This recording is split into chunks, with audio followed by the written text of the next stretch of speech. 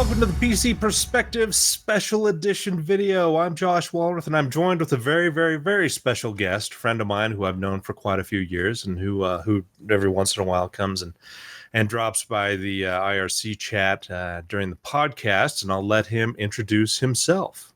Kevin. Oh, taking the easy way out. Hi, I'm Kevin Krewell, Principal Analyst at Tirias Research, and former Editor-in-Chief for Microprocessor Report, and former AMD employee and former NVIDIA employee. I'm a technology analyst, write for a number of publications and consult with a number of companies, write for Forbes.com and EE Times, and consult with a lot of the chip guys. But been covering the chip business since I left AMD in 1999 as an analyst, and then spent a brief time as Director of Market Research at NVIDIA. So I've had the privilege and the honor of working for both those companies. Well, you also had a couple of weeks at 3DFX, right? The 2 weeks I had at 3DFX. One of my favorite companies of all time. Unfortunately, it's sometimes better to be a fan and work outside the company than actually join the company and find out how completely screwed up they are. It's kind of funny. You got a Canopus Pure 3D. That was the card to have if you were a 3DFX enthusiast. 6 megabytes of RAM. 6. Everybody else had 4. I had the Orchid Righteous 3D. I'd walk back and get it, but it had S-Video and analog output, so you could hook it to your TV set, which I did. Yeah, that was a Japanese company. Anyway, it is. Yeah, it still exists, I believe, in Japan. But that was the card. It wasn't my first graphics card. I have a Creative Lab cards and then later TNT2 cards and that. So, but yeah, I was a big gamer back in that time, and while I was working for AMD, we were working on. I started working on the K5 and then later worked on the K6. But yeah, I just spent 2 weeks. Oh yeah. So the point of our video is to kind of get a little oral history of both of our experiences around the time where K5 was being introduced and then AMD was moving towards the K6. So we just thought we would go through a little bit of the history of the company. And as we were talking a little bit before the show, AMD was started a year after Intel by our favorite guy, W.J. Sanders the third. Yes, Mr. Jerry Sanders the third. A bit of a outrageous character. The funny thing is, both the founders of Intel and the founders of AMD all worked at Fairchild together. Jerry Sanders was the sales guy at Fairchild and was a flashy sales guy, and which kind of annoyed the more button-down engineering types that founded Intel. So Jerry and guys like the Intel founders, Gordon Moore and well, especially Andy Grove. Andy did not appreciate Jerry Sanders' style. But along the way, the two companies grew doing different products, sometimes competing, sometimes complementing each other. And they had a second source agreement for a number of chips. And IBM, when they chose the x86 processor, the 8088, for the original IBM PC, asked Intel to get a second source. And the reason they got a second source is because back in those days, fabs were unreliable. Every once in a while, a fab would literally lose the formula and the yields would crash. And so IBM was concerned about having enough supply. Intel was still not the manufacturing giant it is today. And so they insisted that if they wanted Intel to have a second source that they could rely on for an alternative supply in case Intel couldn't manufacture enough chips or had a fab problem. And considering the relationship between the two companies, they agreed. Intel approached AMD, and AMD agreed to be a second source. Actually, AMD was already second sourcing the Xilinx Z8000 for you kids from that era, and had a campaign. The Z8000 is better. Blah, blah, blah. It actually was a better chip in many ways. It wasn't as good as 68000, the Motorola behemoth, but the 888 and 886 became hugely successful because of the IBM PC. So AMD agreed to jump into the bandwagon, join the bandwagon and make an x86 processor. They had done 186s in the past. So they signed for the second source agreement. And then along the way, Intel decided, we fixed our fab problems in terms of we have multiple fabs. We have this copy exact program where they use the same process exactly in both. And they said, they convinced IBM, we don't need a second source. We can do it all. And so Intel said, AMD, we don't need you anymore. Thanks a lot for playing. And we'll cancel that second source agreement and go, do whatever you want. And AMD said, whoa. We dropped our Z8000 and we all in on this 8086 deal and you're cutting us out. Oh, we don't like that. So that led to a whole series of legal battles started with the 386, went through the 486, and during the whole 486 era, eventually then they went to Pentium, and AMD decided they needed an independent architecture. That independent architecture was, and another prop here, the K5. The K5 was the first independent x86 architecture that AMD created. This is the top of the line, the PR133, which ran at, I think, 78 megahertz. 78 to 90 megahertz. And yeah, I remember that range, because it was more of a competitor in terms of the architecture of the Pentium Pro at the time, yes. Even though it didn't have that backside L2 cache that was, so stinking expensive from Intel. It was, it was more efficient than the Pentium with in terms of IPC, but they just couldn't clock it all that high. I mean, and this is the time where they had just started to do 200 millimeter wafers because previously, I think, so you look at the 8086 stuff. I mean, they were done on wafers that were literally like that big. You'd get maybe a dozen chips off of them, and yields were terrible. Well, two problems with the K5. One, it didn't scale the high clock speeds. Intel's Pentium, which one person at AMD derivatively called the Pentium II 486s bolted together because it was just two pipelines, and they really didn't have a whole lot more than two independent 486 pipelines with a prefetcher in the middle to grab the instructions and feed it to the pipes. So it wasn't very sophisticated, but it could clock the high speeds. What the architect behind the K5, a guy named Mike Johnson, said was, I'll get 30% more performance for the architecture. And we said, right, and we'll have this. And then he came with this idea called performance ratings so that we got to get away from megahertz clocking to talk about performance. The problem with the PR rating and the 30% claims was Mike came from the embedded side. He came from the embedded side of AMD, and he had done the RISC chip that AMD had, and his idea of 30% was spec, the spec benchmark. Unfortunately, nobody in the PC business back in that day used spec. So when they ran regular benchmarks on it, it didn't do so well. So there was a problem with that. And they couldn't clock it much. I think they hit maybe 100. I think there was a PR 166 that was like 100 megahertz or a little over 100. But yeah, they fixed the architecture a couple of times, but they couldn't get the clock high speeds, and the process wasn't set up to do that. So AMD was really in a bind because Pentium was selling well. Pentium Pro was another architecture for workstations, and the Pentium II was coming pretty soon. And AMD didn't have anything to compete with the Pentium II. Well, yeah, I mean, they'd kind of been using a lot of their DX4 and DX3 chips, the really highly clocked 486s that, they were good products for the price, but yeah, they just weren't Pentium type performance. Yeah, then the Pentium instructions, they were really pretty far behind, but for some things they were good. So when I was at AMD, so I was what they call the field application engineer during the K5 era, and then I moved from New York to California in '95, And so shortly after moving to California, the NexGen group, which I actually jumped ahead.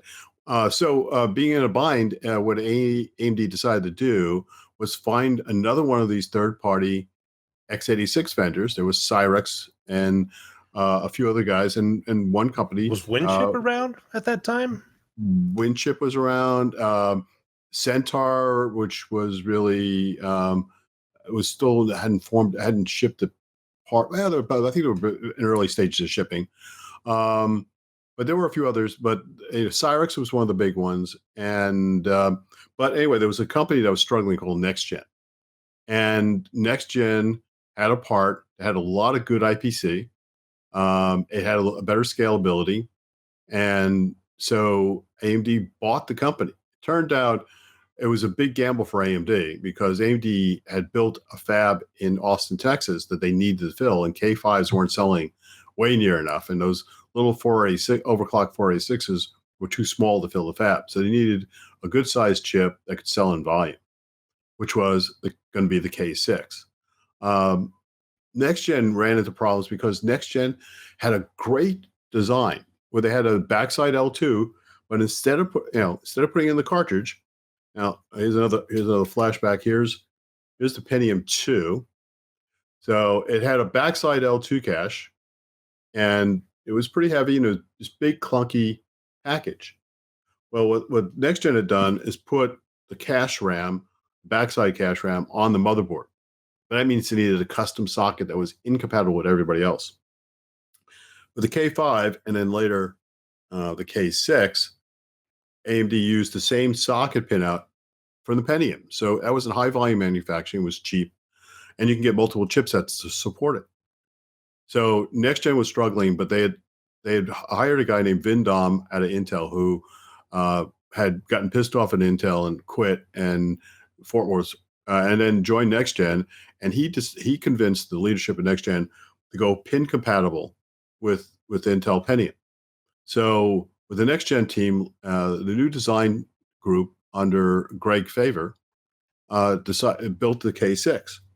Now this is actually the K6 3D, which was where I wrote the tech manuals for. The K6 predated. It was already well underway when I joined the group. And here's the original K6. It was the 166. And once we start talking about the launch, then we'll talk about availability, what was around, some of the interesting aspects of that. But go ahead. Yeah. So the K6 launched, and finally, and it was a pretty good part. I mean, it ran as fast as the Pentium. I had the same. Actually, the original K6 was a 66 bus, and then we overclocked it to 100 megahertz Pentium bus, which Intel never did because Intel moved to the Pentium II. So the funny thing about what was going on at the industry at the time was Intel was moving to these big modules. These were very expensive to manufacture. You can see that there's a lot. There's a case that came with a fan. There's a PC board inside. And you've got those two really fast SRAM chips. Yeah. On a 512-bit bus. Yeah. So I haven't taken this one apart, so I don't know if I can show you. But yeah, so this is really expensive to manufacture. Good performance, really expensive to manufacture. So here comes along AMD. This chip, it's much cheaper to manufacture, a lot less expensive. The caches are on the motherboard like they did with Pentium.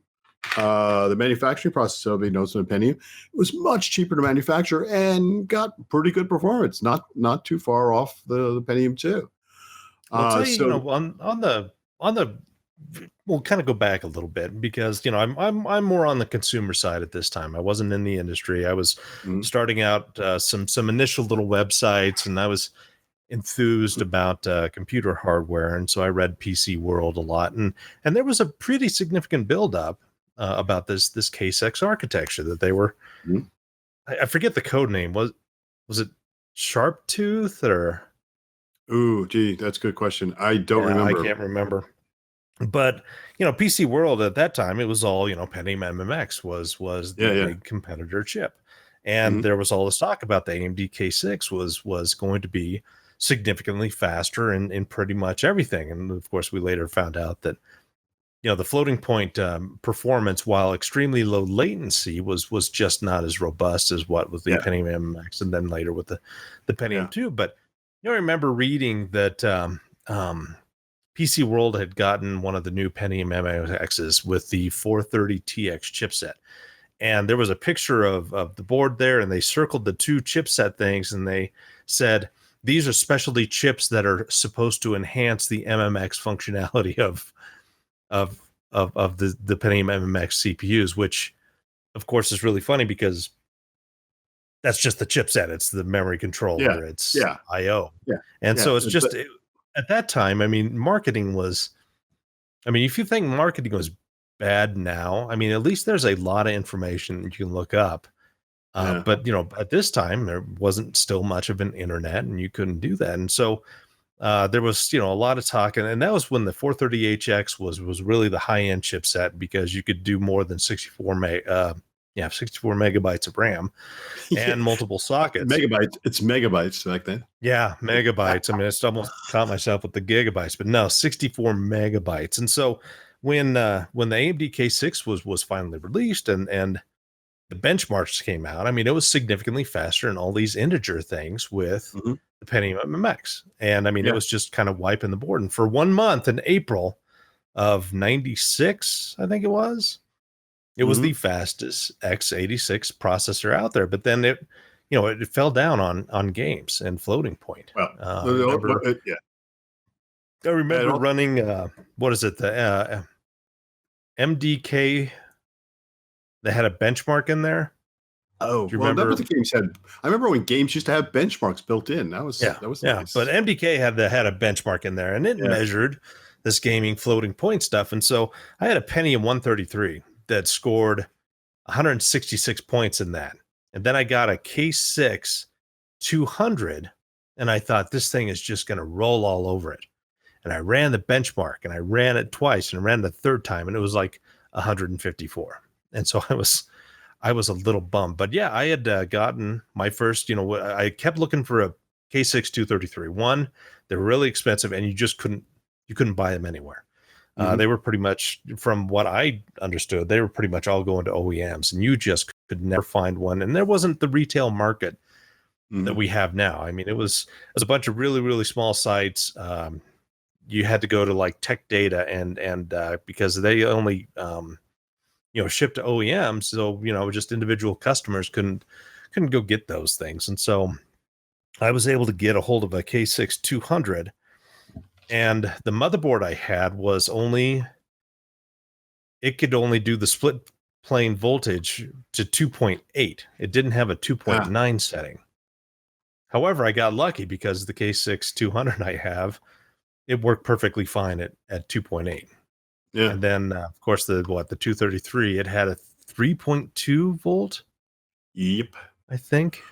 Yeah, we were stressing those chips pretty hard to get the clock speeds out. And that was actually one of the problems, again, ran into. K5 really topped out around 100 megahertz, really.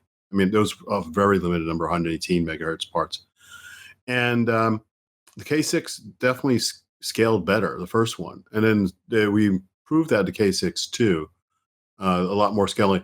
What was important for the K6 was the 3D now instructions. Those were designed to fix the problem with the floating point unit. The reason floating point was so important back then was we didn't have transform and lighting in the graphics chips. So you were calculating transform and lighting in the CPU, not in the GPU. So the CPU had a much higher burden on it. And that's actually one reason why Quake, one of the great hacks was the original Celeron, which was a Pentium II. They ripped out the L2 caches and stripped it down. But the thing overclocked like crazy and had a better floating point unit. The K6 with 3D Now was all designed about fixing the gaming performance. And that's why the original name for the AMD K6 was the AMD K6 3D processor. And, we named it the K6, we really named it the K6 II. Let me get the book and remember. Oh, yeah. later, but the original name was the AMD K6 3D with the 3DX instruction sets. And that accelerated the graphics performance for games. And we had to do a lot of work to get Microsoft, man, we jumped through hoops to get Microsoft to do a version of DirectX that was accelerated by the 3D Now instructions. That was critical. That was the way we got performance on games, was to get DirectX running with the 3D Now instructions that could accelerate the floating point performance for games. And that was slightly ahead of Intel's SSE. So 3D Now sort of was a nice bridge between MMX and SSE, and it really boosted the performance of games. I actually spent a whole bunch of time in a room at Comdex, demoing a game called Trespasser that turned out to be a complete flop. And the cool thing about Trespasser is it had realistically modeled physics, where if you knocked over a box, it had destructible environments where you could break things, and you can knock over a box and it would roll down a hill, and it would act like you would see in physics. And that was really revolutionary for games back in that era. Unfortunately, the gameplay itself was horrible. It was supposed to be a follow-on to the original movies, the Jurassic Park movies. Yes, thank you. Before we heading more into the K6, let's kind of go back and talk about it. And I'm curious to hear what you think about this, especially with the original launch of the K6, and then a month later, the Pentium II hits the spot. Now, the rumors that I had heard, and kind of what the industry buzz was, is that Intel knew the K6 was coming out, and they had the Pentium II chips just kind of getting stockpiled in their warehouses, but they were waiting on the 440LX chipset to give them SDRAM support as well as the brand new AGP support. But because AMD was coming out with the K6, that they accelerated the release of the chip, but the motherboard chipset was not ready yet. So they had to go back to the 440FX, which was an EDO RAM. Now, even though the performance of the Pentium II was still very, very good, because it was, an enhanced Pentium Pro that, did much better at 16-bit than the previous Pentium Pro did, which got just hammered when you ran 16-bit code on it versus 32. Does that kind of jive with what you saw? I mean, what were some of the rumors swirling around there about what Intel was doing to try to get this to market as soon as possible and doing a cut AMD off at the pass? Well, what happened from our perspective was the original Pentium II didn't perform well on 16-bit code. And I mean, now we're at 64-bit code. So people who are, used to 64-bit operating systems, this is a flashback back in this era where it was actually important to still run 16-bit code well, which was pretty much latency DOS type of programs and the original Windows 3.1 and stuff. So 16-bit code was still important at this period of time. And the original Pentium II had a bug in it, and it did terrible on 16-bit code. So a part leaked that was supposed to be just a test part. It wasn't supposed to be a manufacturing part. It was a sample. And somebody tested and published benchmarks and got Intel all in a huff about it. That was Tom Papp's, the original Tom's Hardware. And Intel was it wasn't fair to Intel because that wasn't the final part. They had to fix this bug, and I think that was holding up their pipeline as well, is to get the version of the Pentium II that had better support for 16-bit code fixed. And so the initial buzz was that the Pentium II was going to actually suck on 16-bit code. And that made us really feel good. And we launched K6, and Intel was still fighting this perception that the 16-bit code, legacy code, wouldn't do well on the Pentium II. New code would do great, but old code would do terrible. And so we fought that and we relished in it. That was great for us. So, but we sort of underestimated what the Pentium II would do in final because we saw these early numbers and we didn't realize that there was still a fix to be applied to the Pentium II. But still, from a cost point of view, we still had a huge advantage in terms of manufacturing costs compared to the Pentium II with the big heatsink and big box, which forced in. And we were still, even after Pentium II launched, we were doing well selling because we had support from the chipset vendors in Taiwan, guys like VIA. And they were selling, reasonably good chipsets.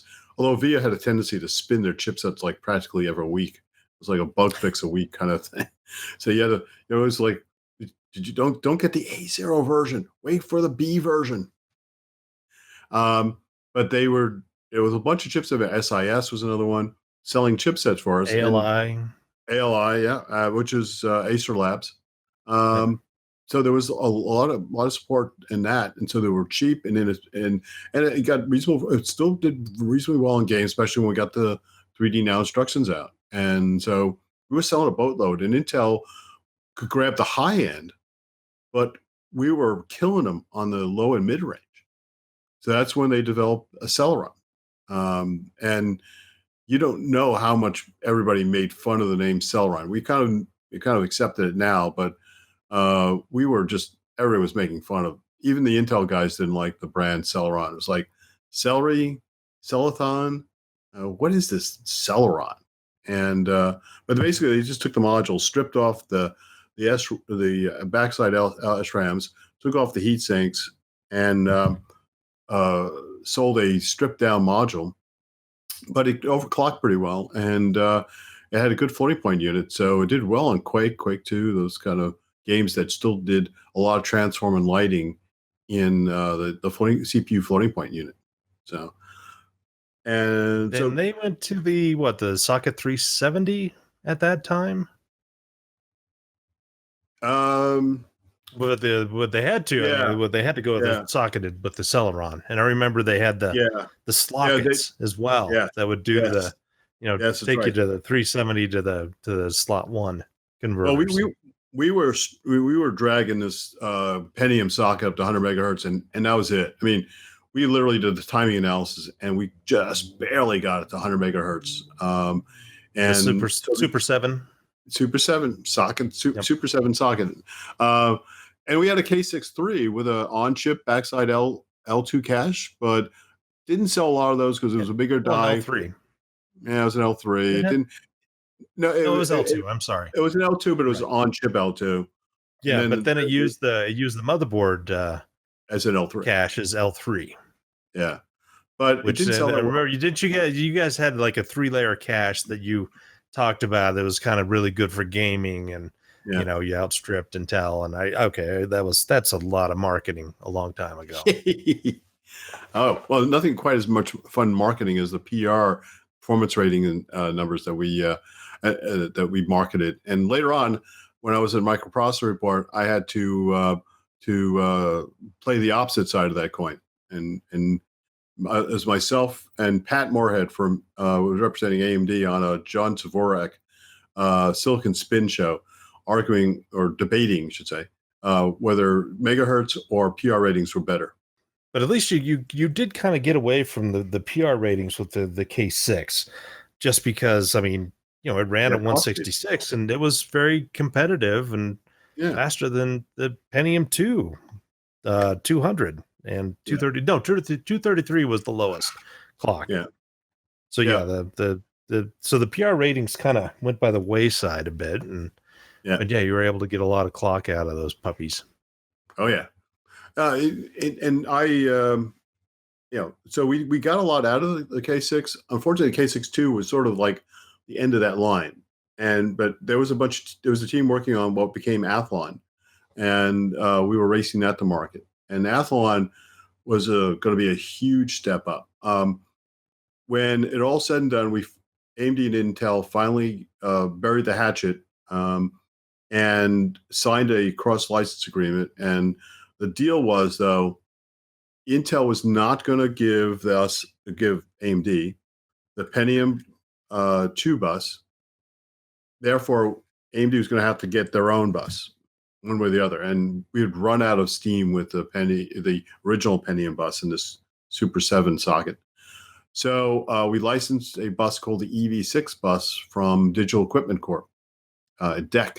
And Was it the EV6 or the EV7? Originally EV6. EV7 was later. And that bus was designed for expensive workstation processors using alpha chips. So originally it was required like something in the order of 12 to 20 layer PC board. Now, a typical PC board, motherboard, for mainstream PCs are somewhere in the order of 6 to 8 layers. 8 is expensive. 6 is expensive. If they can get away with 4, they would do 4-layer boards. So to take a bus designed for a workstation that cost was no object, I should say, and that could do 16 or more layers, and then try to squeeze that into 6 layers was a major engineering feat at AMD at the time. So that was like the 98, 99 timeframe. I was working on the chipset, Iron Gate chipset tech manual. That was the AMD chipset. Now, if you guys remember back then in 1999, we were already up to Pentium III Coppermine. And Intel made the bonehead decision of forcing RAM bus, RDRAM, on the industry and saying, oh, if you want to do our chipset, was it the 850? I remember for the Pentium 3, you have to use RDRAM. Meanwhile, all the Taiwanese guys who were making chipsets said, well, we'll just use regular SDRAM. And they were a lot more cost effective. And for a Pentium 3, there was really no performance benefit to RAM bus. RAM bus, Intel had shoved RAM bus down everybody's throat because they were prepping for the Pentium 4, where they actually really wanted to use RDRAM. But they made a strategic decision to get the volume up early with the Pentium 3. But they didn't count on the fact that all the third-party chipset vendors in Taiwan were going to supply all the business for Pentium 3s. And Intel was sort of stuck trying to sell RDRAMs, and nobody wanted it. But that also hurt AMD at the time because the guys like VIA and SIS and were all so busy making chipsets for Pentium 3. They were like, we're going to do a chipset for your Athlon. It's a little bit higher, a little back in the queue. We'll get there. So AMD had to do their own chipset. If you remember back to the K5 and the K6 era, AMD didn't do chipsets. They relied 100% on the third-party guys out of Taiwan mostly to do all the chipsets. It wasn't until we figured, well, we should do a chipset to support our product because it's new, and we're going to make sure we understand both sides of this EV6 bus, that it became essential that they build their own chipset. But it was AMD went kicking and screaming because they did not want to be in the chipset business, and but they had to. It's the only way to get more out the door. But no, I do remember. The boards were expensive at first. The chipset was expensive. You always use the VIA South bridge for best performance. Yeah, well, that was about the only thing we could use standard. The North bridge we had to do for our own chip because the bus was unique. And the issue was that the Taiwanese vendors were supposed to do their own North bridge, and they were behind. And they were busy doing Pentium 3 bridges and North bridges and South bridges. And so we were kind of stuck. We had to do a chipset for Athlon. And the problem was AMD management didn't want to do chipsets. They didn't do it for the K6. They didn't do it for the K5. They didn't do it for 486s. They didn't want to do chipsets. They thought it was a low margin business that they didn't want to be in. That was a business that Intel was making $1 billion a quarter off of. Yeah, but that's Intel. They were charging good. If you're competing with VIA and SIS and ALI, they weren't making $1 billion off chipsets. No. They were a much tighter margin. So AMD felt the margins weren't there. But to get Athlon out the door, you needed a north bridge. You needed that. In fact, eventually the south bridge we licensed from VIA, and I don't know if we ever manufactured. AMD manufactured its cells, probably just manufactured in TSMC, but they took a full license, so we were officially a second source for that south bridge. But then the north bridge had a small design team and had some interesting little performance tweaks. We kind of did a bypass mode that allowed it to do a fast, short access, low latency access to memory. And there was some really good designers from AMD point of view on the chipset. I've gone off to do other things. One guy I kept in contact with, he now works for Apple and he's doing AI chips at Apple. So he's an interesting guy. And but that was just a kind of a starter chipset. The absolute base. We stripped every feature we could that wasn't absolutely essential to the North Bridge just to get it out the door in time with the processor, with the hopes that the Taiwanese vendors would finally jump on board and build the chipsets and take the burden off AMD. But for a long time, AMD still had to do its own chipsets, and now it's not there really is no third-party chipset business. It's all proprietary. So whatever processor you get, you do the chipset with it, because most of the chipset is, aside from the I/O hubs, have integrated into the CPU. Although now we're disaggregating it again with the EPYC and processors and the new AMD chiplet approach. So Ryzen, yeah. What's old is new again, except now we're doing it in multi-chip packaging. Yes. But the K6 is really one of the, kind of going back, it was one of the products that really truly got me interested in the marketplace and the industry.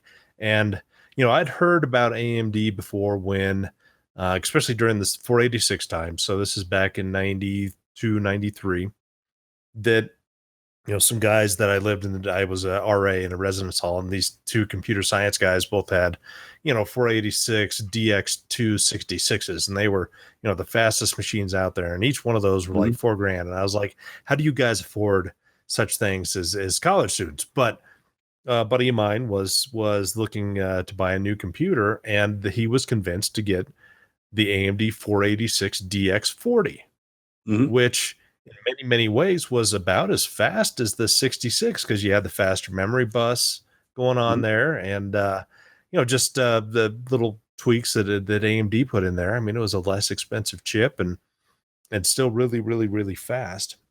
Yeah. And, sometimes it would get kind of glitchy with that 40 megahertz bus speed.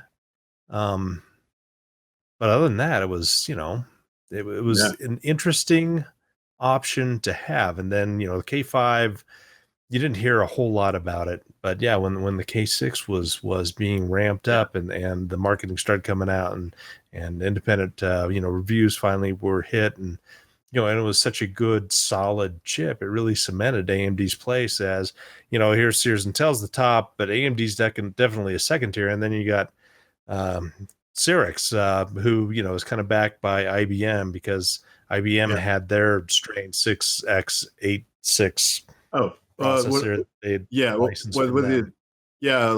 Blue Lightning was the nickname was the fast IBM processor.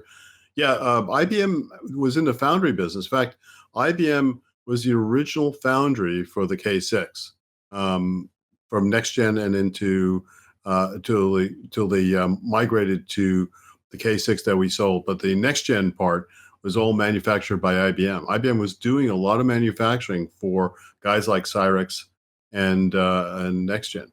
So they did a bunch of foundry business work. Go ahead. No, I was going to say you're right. Go. We were the race was to get down to $1,000 PC. The first company, the first processor guy to enable a $1,000 PC. I believe Cyrix actually made it there ahead of us, but we came close, and it was $995. And you kind of forget how expensive PCs were back then. When we launched the K6, a whole bunch of the marketing guys, we went out to all the Fry's Electronics, which was the local consumer electronic chain around California. And we went to individual stores and we set up, and people came in. One guy came in to buy a K6 system that we were helping sell, and he had $1,000 in cash that he just handed the $100 bills to the cashier, and 10 of them, and then walked out with a system with the K6 in it. And that was how we were like, it was still amazing to me that, and it was pretty much obsolete shortly after that. But yeah, but no, I remember that because you buy these pre-built systems, and to get a solid pre-built system that would last you 2 to 3 years, you would have to pay $2,500. Because I know the first Pentium 133 that I bought, I had really scaled down a lot of the build from Quantex. This is back in 1996. Right when the Olympics were going on. I'd ordered it. It was I had an STB Lightspeed 128 with 2.5 megabytes of MDRAM. Remember that product at all? And it had a Pentium 133 and something like 16 megs of RAM, and I had to cut the hard drive down to 1.3 gig. Yeah. And it came with a 17-inch Trinitron monitor, keyboard, mouse, and that was $2,400 shipped. Yeah. I mean, they were expensive back then. Yeah, I know. Good products, but expensive. Yeah, it's really hard to imagine how expensive PCs were back then. Consider what you can get today for well under $1,000. You can get a reasonably decent PC for just a few $100. So, yeah, I mean, all my desktops I build my own. I don't actually. Only thing I buy are laptops. So if I have to buy something, but yeah. So, but the business has changed so much in those past few decades.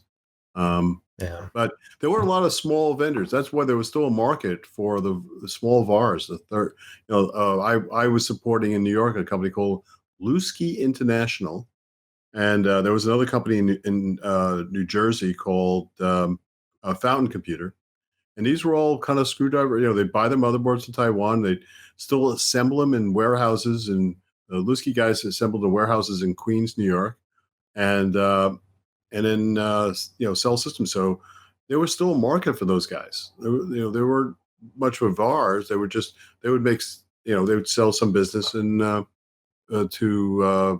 schools and other accounts, but there was still a business to be made by building small volumes of PCs.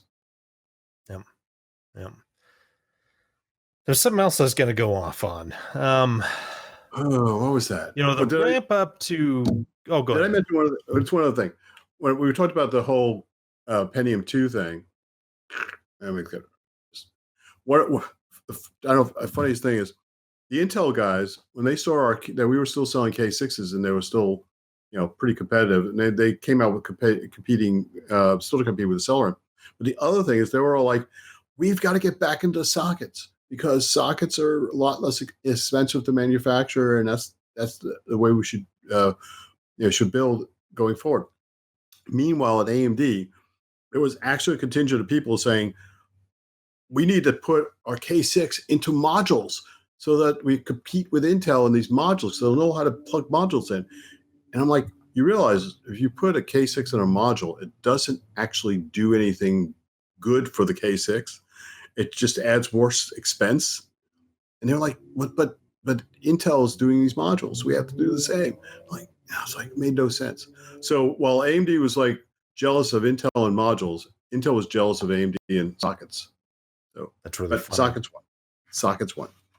Sockets eventually did win, but they didn't. They did take a back seat for a little while because this monster, the K7 with its backside 512K of L2 cache that required a socket type architecture. And the funny thing about that socket is it's just a slot 1, but reversed. Yes. So the Lotus guys, were making a killing on those sockets. And I remember a funny story. There was a local computer dealer downtown, and they'd been getting a lot of business, and they had hired on some new people. And so someone had ordered an Intel part, and they requested this motherboard and some other things. And so I see the Oh guys putting no. it together, and he grabs, instead of a K7, he grabs a Pentium II Oh off no. of the thing, and he unwraps it, and he tried to plug it in one way, but of course it didn't fit, and so he turned it around and he plugged it in and snapped it in. And I'm just watching this guy. I'm like, I've got to stop Oh. him from powering that thing on, because it's going to probably ruin a CPU and a motherboard. So Oh I yeah. tapped the owner, and I was like, um, look at where the heat sink and fan is facing on that computer. Why? What's wrong with it? Like, he plugged in the wrong type CPU, and the guy's like, "Oh, would it fit?" So I Yeah. wonder how Yeah. many of those chips ever got busted, I because yeah. Oh, I'm yeah, sure here's because another one. I had two sitting around me. What's the deal with that? wow. And it's really Wow. funny because that's the K7M, which is what Ryan Shroud originally had a website about, the K7M.com. Oh, wow. Oh, old You know, Ryan over at Intel. yep, that was about the time I was leaving AMD though. So I was heading out, and so I being insider at AMD to the analyst side of the business, and working for microprocessor board. Um, but the K6 was the first. Sorry, K7 was the first to hit 1 gigahertz, I believe. It was. And It was. yeah, And they did the interesting things. They clocked the L2 to 1/3 speed rather than one half.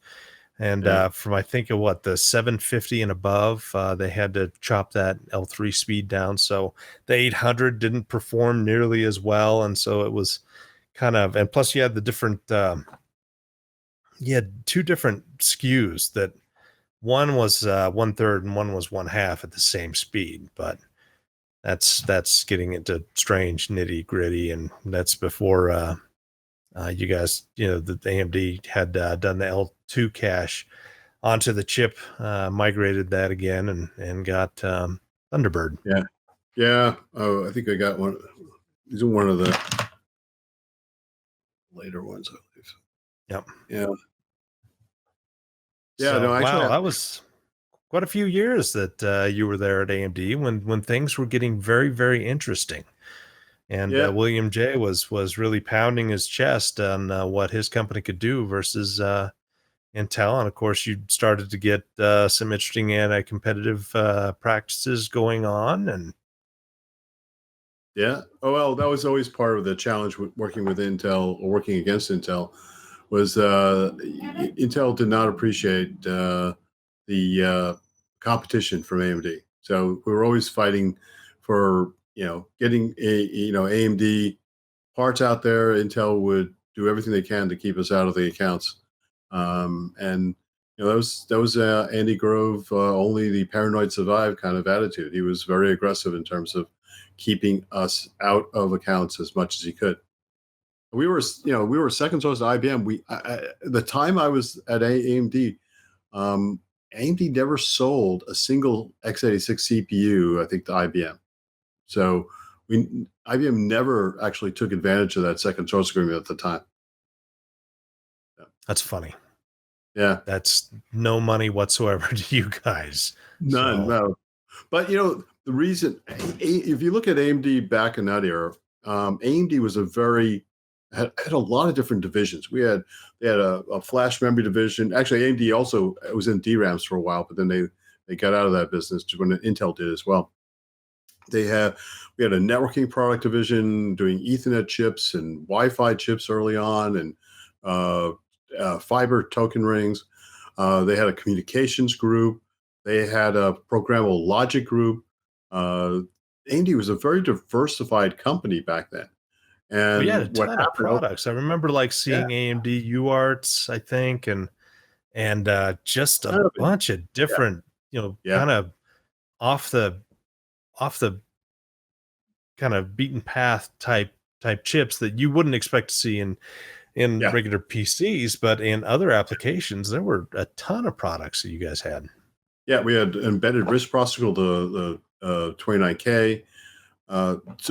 But what happened was, as Jerry Sanders became more and more obsessed with the x86 business, all the other businesses were slowly but surely dying on the vine. They weren't getting the resources. Everything was focused on competing with Intel and getting an x86 to market, and that became his white whale, so to speak. And it's sort of like destroyed what was a diversified AMD to solely focus on competing with Intel. So all the other divisions either were shut down or sold off or spun off over the years. And eventually, even AMD's fab was spun off to become Global Foundries after AMD bought ATI and couldn't handle the debt load. And that was post Jerry Sanders, but that obsession just with winning the PC business and winning x86 permeated AMD to the point where everything else went to became secondary. Yeah. It's so odd to think, the older I get, in between 1990 and 2005, it seemed like, things were going so fast, and it was, 6 to 8 months. There was something new and interesting out in technology. And you see how AMD and Intel and others, kind of matured and grew as that market got bigger and bigger and bigger, and more people were buying computers and everything, the internet explosion. But you look from 2005 till now, it's about the same amount of time, but we just didn't see. We've had Skylake forever. We've only just gotten out of kind of the bulldozer stage from AMD. It was just such a roller coaster from those 15 years from 90 to 2005, and then now it's just, it's a mature, slow, grinding industry, it seems like. Well, every once in a while there's a discontinuity, and I think in the case of Intel, it was a bad discontinuity, and that was when they got stuck at 10 nanometer, getting 10 nanometer out the door, and it was stuck on 14 nanometer. There was, I still, it was a major movement when an Athlon and then Opteron suddenly became the hot topic and the hot product, and then the guys out of Israel come back with higher performing low power. Yeah.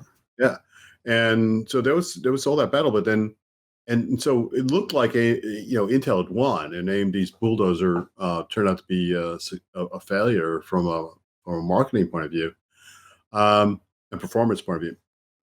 But then Zen came out, and suddenly that was a complete step function in performance for AMD, getting them back to work. It's Intel that's now stuck in a rut, and they haven't been able to move out of that rut.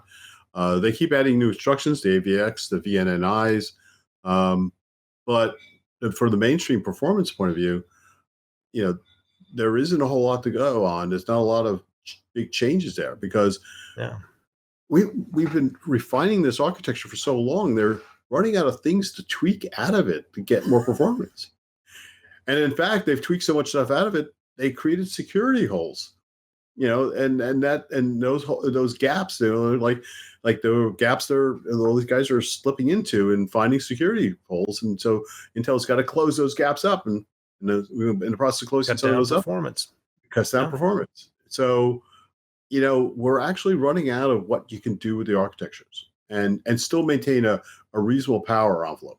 Pentium IV was this hyper pipelined, go for as much clock speed as you get. In fact, one Intel executive at a private analyst meeting said, "Yep, we're at 3 gigahertz now, and next year we'll be at 6 gigahertz."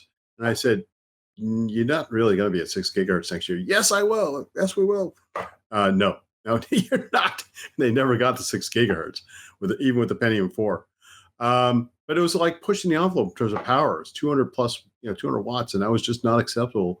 As the market shifted from high performance desktops to mobile, and mobile was all about efficiency, about lower clocks, reasonable clock speeds, and more IPC. And it turned out a modified version of the original Pentium II architecture that the Israeli guys, the Israeli design team at Intel, had been refining, turned out to be the savior for the company. First it was Banyas, and then later Marone and Conroe and all those.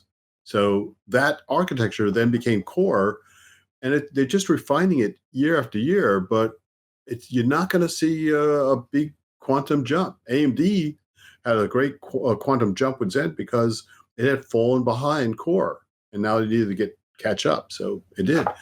Now you're going to see that. You're right. I think you're going to see a period of relatively slow grinding between the two vendors. We've peaked out in terms of how many cores you can slip into a PC. It doesn't quite scale. Even your phones, you have a lot of phones have 8 cores, but 8's just a magical number because 8's a popular number in China. It's luckier number, and it's the only reason I think you have 8-core phones. Otherwise, there's really no workload that uses 8 cores. Yeah. So we are kind of running out of interesting things to do. And that's why a lot of the attention shifted to the GPU over the years. The graphics is where there's, I think, a more interesting battle going on. And even as for the phones are adding DSPs, and they have image processors, and they have tensor core processors built into or accelerators for IN phones. You don't see that in PCs yet. You start seeing that, I think, a little bit with Intel's VNNI instructions, but you haven't seen a lot of acceleration for AI functions on PCs yet. So PCs are actually lagging behind on innovation with the smartphones. So we've got to get more innovation back in. And unfortunately, I think part of the problem is Microsoft. Microsoft needs to be a little more aggressive and has too much legacy. Even power management on a smartphone is so much better than a power management on a Windows PC. It doesn't quite power it all the way down. It doesn't quite, and I think that's one reason Intel has struggled with getting longer battery life, is just that too many things in Windows are just not shutting down when you need to shut down to save power. It's hard. Too much legacy stuff. Too much PCI Express legacy hanging around, keeping things going and keeping the power going. Plus, a lot of these cell phones have the little cores, and you're running the really important, OS type threads into low power, low clock speed as it's just resting. But we could go on for hours in between both of us, and maybe get into this next year. We can kind of explore more of the current stuff between AMD and Intel, because we'd love to talk about the multi-module philosophy that AMD is doing, and what Intel's doing, and trying to counteract the nanometer advantage that AMD does. But it was great to be able to talk to you about a lot of the older stuff, where I kind of cut my teeth in terms of journalism with the K6 and the architectures and the platforms, and just kind of the odds and ends in between Intel and AMD back in that time when things were, the gloves were definitely off. Oh yeah, there's a bit of a kinder, gentler competition between AMD and Intel right now, but back in the era when I was working at AMD and afterwards, there were no gloves involved. They were pretty brutal in their battles, until the government finally stepped in and sort of settled it out. It's like, okay, you two, we need a couple billion for you, AMD. Yeah. So and the reality was, having AMD around kept the FTC off Intel's back for monopolistic practices. When Intel wasn't actually engaging in monopolistic practices. So that balance, they needed somebody else to keep in it. I always thought that Intel missed an opportunity to license x86 officially to third parties. They might have charged a lot, but there would have been an opportunity to expand the range of solutions that some that Intel didn't want to do, or they started to do with all these little embedded cores, and then they said, "Yeah, we don't want to do that." And they got out of that business because that's what Intel does. It gets into some, and if it's low margins, it gets out of it again. But there would have been a ton of companies that would be willing to take a license and build some, relatively small, low power devices, and you could have made x86 even more pervasive. Right now, ARM is the most pervasive architecture, CPU architecture in the business because it's in all these smartphones and embedded devices. Intel could have licensed x86 and done the same thing. And Intel's a manufacturing company. What is that? Not in my backyard, or no? It's not in my backyard, but not invented here.